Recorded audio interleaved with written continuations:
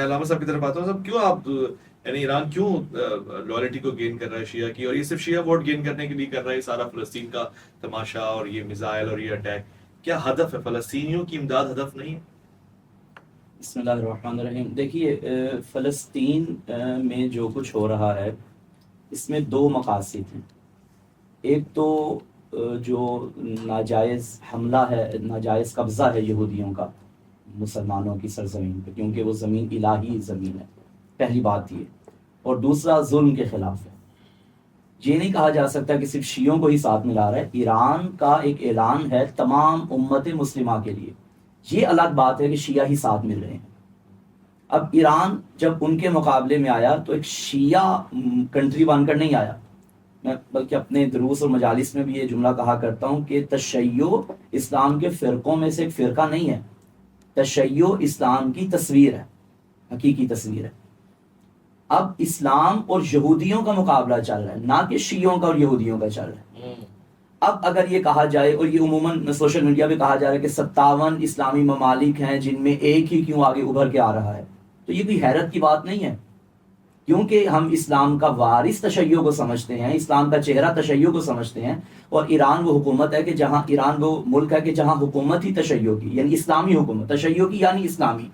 تو وہ اسلامی صورت میں اسلامی کنٹری بن کے دشمن کا مقابلہ کر رہا ہے. تو یہ کیسے ممکن ہے کہ اسلامی کنٹری بن کے دشمن کا مقابلہ کر رہا ہے تو وہ صرف ایک شیعوں کو, چند لوگوں کو اپنے ساتھ ملانے کی دعوت دے, وہ تمام مسلمانوں کو ملانے کی دعوت دے رہا ہے. لیکن بدقسمتی انفارچونیٹلی کہ لوگ چونکہ وہ شیعہ ہیں اس لیے ساتھ ملنے کے لیے تیار نہیں. جبکہ یہاں جو بین الاقوامی سطح پہ یہ جنگ ہو رہی ہے, یہ شیعہ سنی کی جنگ نہیں, اسلام اور کفر کی جنگ ہے.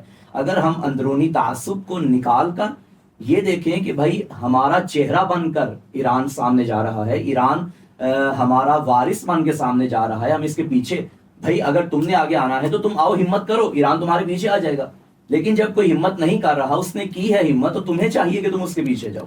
ٹھیک ہے, ابھی اپنا نظریہ بزرگ بیان فرما رہے تھے تو میں اسی حوالے سے ایک بات کرنا چاہتا ہوں.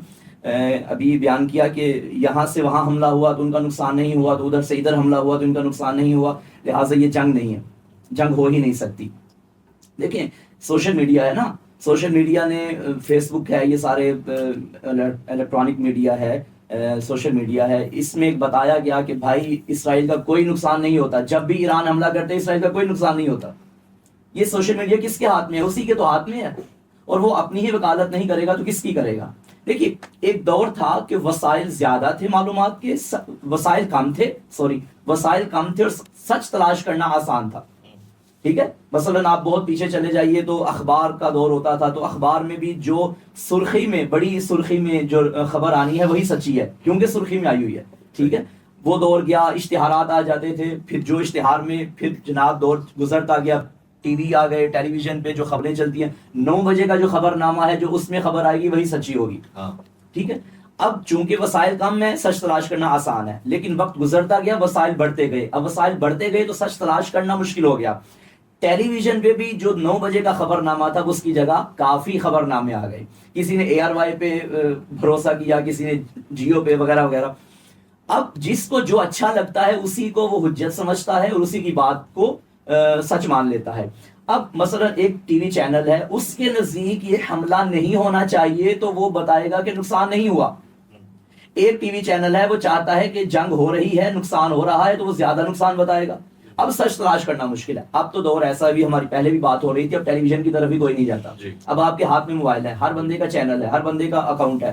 اب جو آپ کا دل کرے گا وہ آپ پیش کریں گے, جو میرا دل کرے گا میں, بات ایک ہوگی لیکن صاحب اپنے انداز میں بیان کریں گے, میں اپنے انداز میں بیان کروں گا. اب ہر کوئی حجت بنا کے پیش کر رہا ہے. اب دیکھنے والے, سننے والے کے لیے مشکل ہو گیا ہے کہ میں سچ کیسے تلاش کروں. ہاں اوورآل یہ خبر آئی کہ نقصان نہیں ہوا, لیکن اب BBC کی نیوز دیکھیں, نقصان ہوا ہے, اسرائیل کا نقصان ہوا ہے, تو کیا ایران کا نقصان نہیں ہوا, حزب اللہ کا نقصان نہیں ہوا؟ نقصان ہوا ہے. ہاں البتہ اب سوال یہ ہے کہ نقصان سمجھتے ہم کس کو ہیں, وہ کس کو نقصان سمجھ رہا ہے, یہ کس کو نقصان سمجھ رہے ہیں. ان کے ہاں افراد کا نقصان ہو تو وہ واقعاً نقصان سمجھتے ہیں. ہمارے ہاں, یعنی ہمارے سے مراد اسلام کے ہاں, اسلام سے مراد حزب اللہ کے ہاں, ایران کے ہاں, یہ افراد کے نقصان کو بڑا نقصان نہیں سمجھتے, یہ ہدف کے نقصان کو بڑا نقصان سمجھتے ہیں. ٹھیک ہے، افراد کے مرنے سے قومیں نہیں مرتی، نظریات کے مرنے سے قومیں مرتی. حق و باطل کی جنگ تو روز ازل سے چلتی آ رہی ہے، افراد مرتے گئے مگر وہ نظریہ زندہ ہوتا گیا. اور آج بھی آپ دیکھ لیجیے جاء الحق و زہق الباطل ان الباطل کان زہوقا کا مصداق آج کی بھی جنگ سامنے آ رہی ہے. بے شک نقصان ہو رہا ہے، بڑے بڑے لیڈر مارے گئے. حال ہی میں سید حسن نصر اللہ علیہ مقامہ کی شہادت ہوئی، ان کے علاوہ ان جیسوں کی شہادت ہوئی. ظاہری طور پہ نقصان ہے، لیکن آپ دیکھیے کہ وہ قوم مزید طاقت میں، استقلال میں اور توکل بر خدا میں مزید پروان چڑھ رہی ہے. اور یہ جنگ ہے اور یہ تو ہوتی رہے گی.